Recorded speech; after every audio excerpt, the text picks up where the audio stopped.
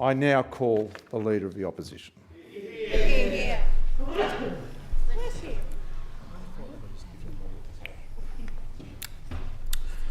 I begin by acknowledging the Gadigal of the Eora Nation and all the traditional owners of the lands in our various electorates. Mr Speaker, this is a budget which fails New South Wales. This is a bad budget from a bad government. This is a budget where the government will collect far more revenue than any government in the history of New South Wales. This yet is a budget that doesn't offer a cent for new cost of living support. This is a budget where the government has lost control of the finances, and this is a budget that risks our economic security, delivering more deficits, more debt, and all but decimating our AAA credit ratings. How on earth has this happened? Here's how. Before the election, the Premier said his union wage deals wouldn't cost the people of New South Wales 1 cent and would be fully offset by productivity savings. Instead, he's broken that absolutely critical promise, costing the budget already over $9 billion and potentially another $6 billion on top of that. The Premier's broken promise means that even though this government is raking in record revenue, there's no new cost of living support, and there are cuts to schools, hospitals, other frontline services and infrastructure. The Premier's broken promise means more pressure on stretched family budgets, more pressure on renters and first home buyers, more pressure on schools with school budgets cut, and more pressure on hospitals, with emergency departments overwhelmed and support for the dying cruelly cut. Yet the government hides behind smoke and mirrors, taking no responsibility but blaming everyone but themselves. This is a Labor budget through and through. More taxes, more deficits, more debt, financial mismanagement and squandered opportunities. I'll now address briefly the budget position which this government inherited, and then the government's claims about GST revenue cuts, the revenue windfall which the government has received, what the government's broken promise on the funding of union wage deals is costing the taxpayer, what the government's budget mismanagement means for the future state of New South Wales finances, what budget mismanagement means for cost of living support, what it means for health, education and other frontline services, what budget mismanagement means for housing, and what it and lack of vision mean for future infrastructure, and finally, some concluding remarks. So let's start with the budget position that this government inherited. The government likes to talk about the past, so let's set the record straight. At the end of 2018-19, the budget showed a $4.2 billion surplus and no net debt. And notwithstanding the once-in-a-lifetime COVID-19 pandemic and unprecedented natural disasters that followed, the outgoing government left a budget signed off by the Independent Treasury Secretary as being back in the black by 24-25, with ongoing surpluses after that. Complaints from those opposite about the state's debt reek of hypocrisy. Labor supported every measure delivered in response to COVID-19 and natural disasters, and supported infrastructure programs financed through debt. And despite all the challenges, New South Wales retained 2 AAA credit ratings. Now let's turn to the government's claims about GST revenue. Of course, we agree that the current GST distribution system is unfair to New South Wales. For decades, New South Wales has subsidised mendicant states and territories. The rip-off should stop. But this is not the cause of the government's mess. But the government certainly seems to claim that it is. The Premier has said, and I quote, "The government has little room to offer any major cost of living relief due to unprecedented cuts to the revenue the state was expecting to receive from Canberra," unquote. This claim is farcical when you look at the size of the GST revision and the other revenue more than offsetting it. John Keogh in the Australian Financial Review rightly identifies a big forecasting error by this government as the secret reason behind the claim. The government blames Canberra for an alleged $11.9 billion in GST rip-off. But the budget papers themselves instead confirm, and I quote, over the 4 years to 27-28, GST revenue has been revised down by $6.2 billion. The state's percentage share of the GST cake fluctuates year by year. It's fallen. But once you allow for the growth in the size of the GST cake, the budget papers accept that the downward revision in the erroneous forecast is not $11.9 billion, it's $6.2 billion. Less. And the budget papers say that this GST revenue revision and other revenue reductions will only be partial offsets for increases in land tax revenue, transfer duty revenue, certain Australian government funding, and mineral royalties. The take from state taxation will grow over 4 years under this government from $39.7 billion in 2023 financial year to $53 billion in 2027, an increase of 33%. That's over $3,500 per household per year. Wow. Forecast total revenue over the 4 years to 27-28 is now expected to be $10.7 billion higher than forecast at the 23-24 half-yearly review. As the Australian Financial Review editorialised after the budget, and I quote, "The truth is that New South Wales doesn't have a revenue black hole," unquote. Or to paraphrase another commentator's observations into slightly more parliamentary language, the government has been hit in the backside by a revenue rainbow. But this revenue rainbow isn't being used for debt reduction, or for more funding for schools or hospitals, or for new cost of living relief. Instead, it's all been handed over to the Premier's union masters. Before the election, the Premier said his union wage deals wouldn't cost the people of New South Wales 1 cent. They'd all be funded by productivity offsets. That was an absolutely critical promise at the core of budget management. But the Premier has betrayed the people of New South Wales and broken it. The Premier has handed the keys to the Treasury over to his union masters. Correct. Not a cent in productivity offsets has been identified. Instead, there's already a $9.5 billion hole for this broken promise. But that figure and the budget don't provide for any further wage deal beyond 10.5% over 3 years.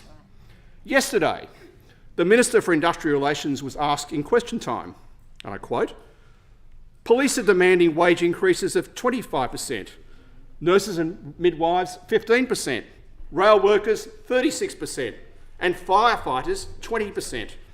The budget provides for 10.5% over 3 years.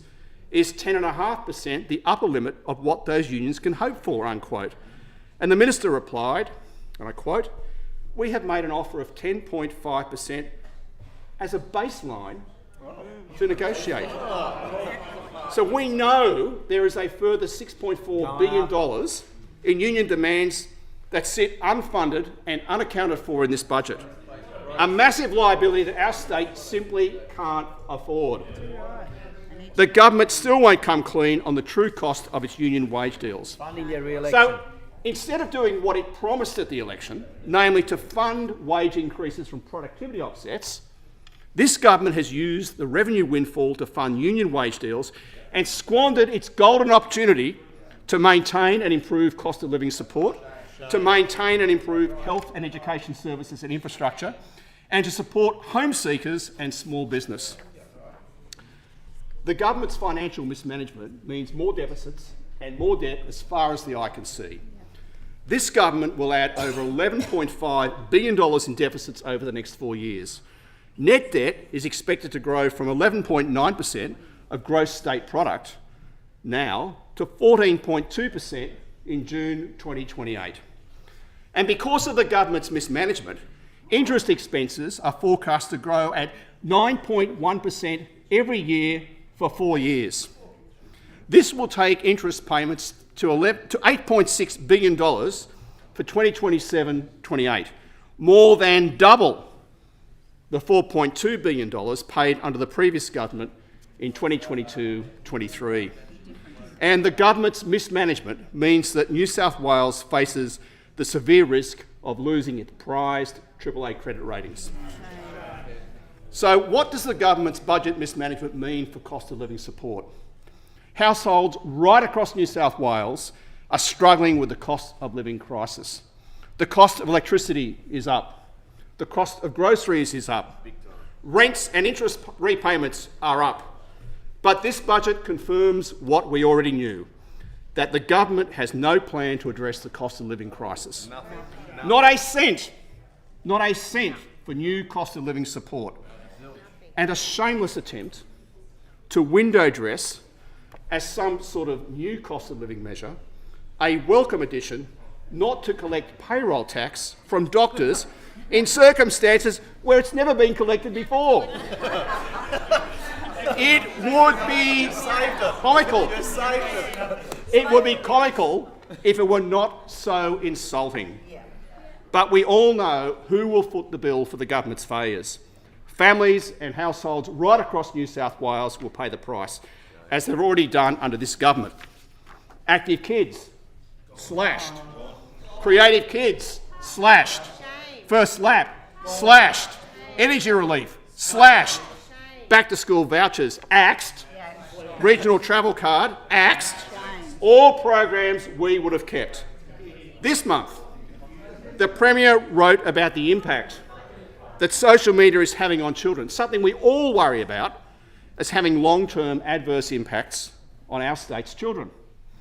And the Premier said, quote, "Researchers found that kids who spend more than 3 hours per day on social media are twice as likely to experience poor mental health, depression and anxiety." And he went on to say, correctly, "We have to ask whether this is a healthy way for kids to grow up and mature into healthy adults." If only there was something that the New South Wales government could do to get kids off screens into healthy and active lifestyles. Active kids vouchers. In 2022, the last full year before Labor took the axe to active kids and stopped publishing the data, over 1.3 million active kids vouchers were created. We would, and if the government was serious about children's mental health, they would immediately restore active and creative kids and support families into encouraging healthier and active lifestyles. And then there's the great tax take from households. As mentioned, an extra $3,500 per household per year by 2027. Our state deserves better. And what does the government's budget mismanagement mean for health, education and other frontline services? For health, Labor's cruel cuts mean that we're going backwards for the second year in a row. At the time of last year's budget, Australian Medical Association New South Wales President Dr Michael Bonning said, "At a time when the health sector and medical services need an urgent investment of cash, the budget provides almost nothing." Traditionally, he said, governments increase health investment.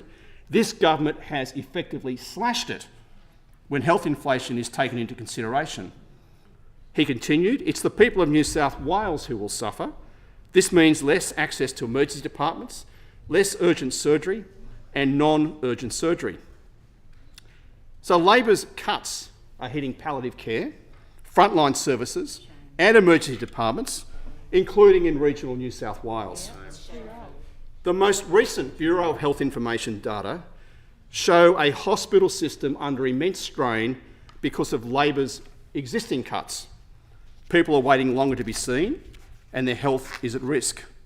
Labor's cuts have seen March quarter elective surgeries down 6.6% from the same quarter last year, down 13.9% on the December quarter. The proportion of patients spending less than 4 hours in emergency departments, the lowest since recording in 2010, and a 16.9% increase in people leaving emergency departments without treatment. AMA New South Wales President Dr. Catherine Austin described this as a catastrophe waiting to happen. She said, "The health system is straining under the weight of increased demand and complexity at a time when budgets are being slashed. The Minns government announced a surgical task force to reduce elective surgery waiting times, but the funding had already been put in place by the Perrottet government. Now the Perrottet government's funding has ended, elective surgery numbers have fallen dramatically.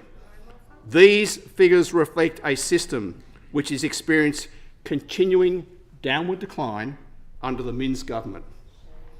She called on the government to immediately reinstate critical health funding and stop putting politics and photo opportunities before the health of our state. So what's the government done in response? Cut health spending again.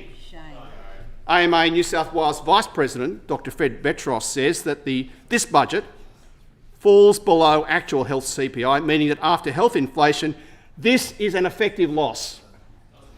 He says, "As a surgeon in Western Sydney, there's little comfort in this budget for my patients and for the thousands of the sickest patients across New South Wales. And this is bad news for anyone on the elective surgery waiting list." This is a budget of smoke and mirrors, no more so than when it comes to education. The government has embarked on a so-called infrastructure blitz, a blitz that actually sees less funding than had been allocated by the former Liberals and Nationals government. In fact, it provides less funding than the budget handed down last year. The Treasurer's claim that $1.08 billion is a record pipeline for maintenance and minor capital works is simply wrong. The Liberals and Nationals in our last budget allocated $1.3 billion to support the same types of projects. So what we have is a cut of $220 million to our schools. That means schools have less money to spend on facilities for our children. This is on top of their decision to rip $150 million out of public school budgets midway through last year, forcing school principals to cut staff and programs to find savings. The budget papers show a cut this year of $196 million. That's 7.5% even before inflation in non-staff operating expenses for school education. And as with health, total expenses are being cut in real terms. The government has lost control of the budget and our children are paying the price. The government's also making real cuts across the board to spending on other frontline services. The budget papers show this year in non-staff operating expenses there are cuts of $181 million for police and $101 million for fire and rescue. So what does the government's budget mismanagement mean for housing? We welcome the announcement of new social homes, including priority homes for victim survivors of domestic violence, a welcome addition to the core and cluster investment by the Liberals and Nationals. That's right. But given the government's revenue bonanza, it's the least they can do. Let's put an end to Labor's deception about opposition policy, which Labor peddles to hide its own failures. We support ramping up housing supply in metropolitan and regional New South Wales. We support greater density and we recognise that transport hubs will commonly be the best place for it.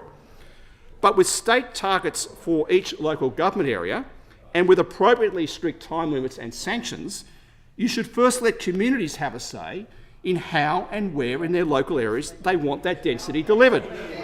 This is a government of grand announcements. Listen to the Leader of the Opposition in silence. Last year, with That's great all members. fanfare, Member for the Rockdale. Premier announced housing targets of $75,000 a year for 5 years. Yet within months he'd thrown in the towel. Premier. We need explicit estimates and targets from the Premier Kira. about numbers of annual completions going forward. Ramping up supply down the track is welcome, but in a crisis you expect immediate action. House prices and rents are determined not just by supply, but also by demand. And easing demand is something that can be done far more quickly. But the Premier refuses to stand up for New South Wales, to take on Anthony Albanese and demand further cuts to immigration to ease demand. If the Queensland Labor Premier can do it, why can't Chris Minns? But this sort of failure seems to be part of the Premier's DNA. It's not just immigration. He won't pick up the phone to Anthony Albanese on GST revenue or on federal infrastructure funding. If the Premier won't even pick up the phone to the Prime Minister, how do we expect him to fight for New South Wales households? We reiterate our offer to work with the Premier on a bipartisan approach to Canberra on immigration. Returning now to supply, despite the rhetoric and the targets, the Premier leads a government whose one-size-fits-all approach is failing. We've actually seen completions approvals go backwards under this government. We've seen them go backwards by 11%. We've seen supply held back by a new $12,000 tax on every new home. We've seen a lack of funding to support essential infrastructure required to drive development. We're still waiting for the outcome of the land audit. We're still waiting for the government to deliver on its rental reform. And this budget will only make matters worse. The budget reveals yet more taxes on homes and properties right across New South Wales. The decision to freeze indexation of land tax thresholds is a tax grab by stealth. The last thing you do in a housing and cost of living crisis is to push up taxes on property owners, which will be passed on as higher costs for renters and struggling small businesses.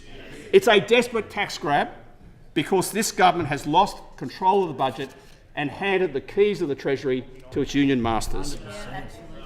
The Property Council says that subjecting even more mum and dad investors to land tax will not reduce rents or provide urgently needed new housing. In fact, it will do the opposite. It will act as a brake on housing affordability.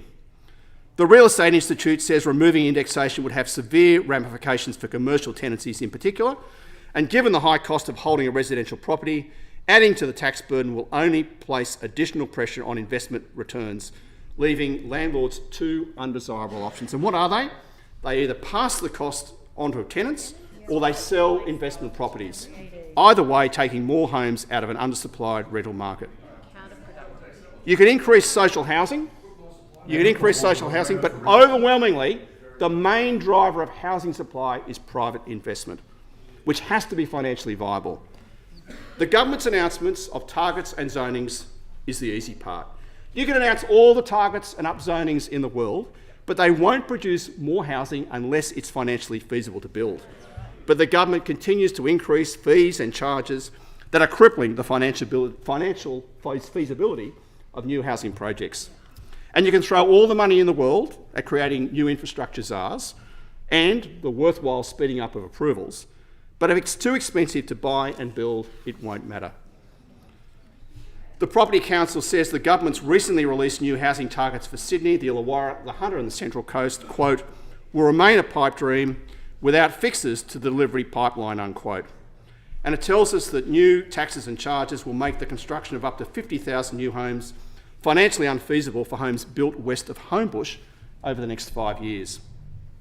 Instead of squandering the revenue bonanza like this government, we would have used it to help home buyers and home seekers and renters in New South Wales, removing the burden of stamp duty on young people by reintroducing the first home buyer choice program, providing stamp duty exemptions for older people looking to downsize to free up larger homes for families, establishing a program of at least $2 billion funded through the windfall stamp duty that this government has squandered to support local councils to meet and beat their housing targets. The government was too arrogant to engage with this idea, dismissing it, yet months later announces a similar program with a paltry $200 million. A drop in the ocean that's an insult to local communities and a reflection of no money in the kitty because it's all been diverted to union wage claims. We keep indexing land tax thresholds and we'd be easing taxes and charges that are making developments unviable. Our offer remains for the government to work constructively with us to solve the housing crisis, rather than their failing approach, which is making matters worse. And because of its utter financial incompetence, this government is borrowing more, but building less. The government has announced no transformational projects like we saw under the Liberals and Nationals. The infrastructure revolution will soon be over. Once the infrastructure pipeline left by the Liberals and Nationals dries up, infrastructure investment falls off a cliff. By 2027-28, total infrastructure investment will almost be 12% less this year, plus the effects of inflation. In transport, the fall will be 34%, health, 36%, education, 41%, plus the effect of inflation. This government has no vision for infrastructure and will be failing commuters, patients and students, and failing to build the transport and other infrastructure we need to support the extra housing that the government claims it wants.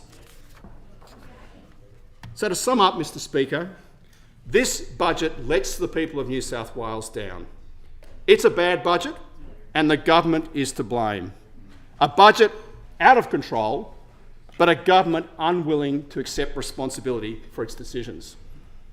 A lot of blame, but no vision.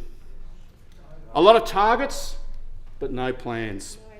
Record revenue, but not a cent in new cost of living support.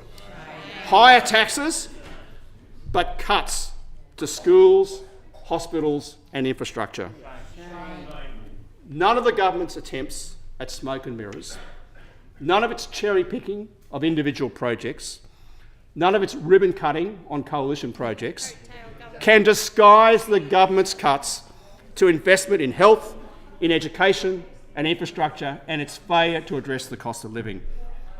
The people of New South Wales deserve better. Absolutely. We will hold this bad government to account. And instead of a government focused on union mates in Canberra or on union masters in Sussex Street, we'll offer a responsible alternative government focused squarely on delivering for the people of New South Wales. Yeah.